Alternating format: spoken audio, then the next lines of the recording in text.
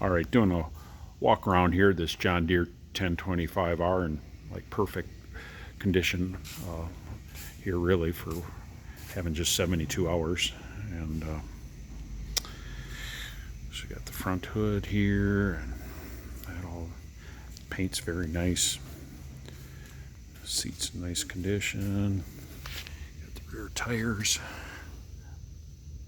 excellent tread.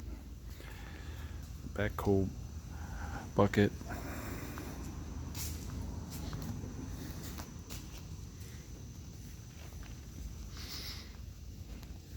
Get around here.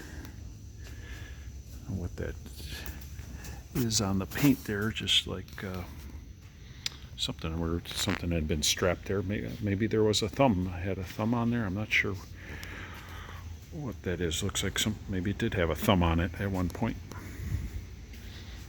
Got the backhoe on this side. It's just as nice. We're going to climb on here, and I'll just start it real quick. And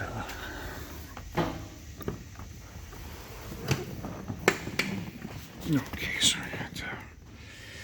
all right, so starting the John Deere 1025R. Got to have it in neutral. All right, and 1, 2, 3, start.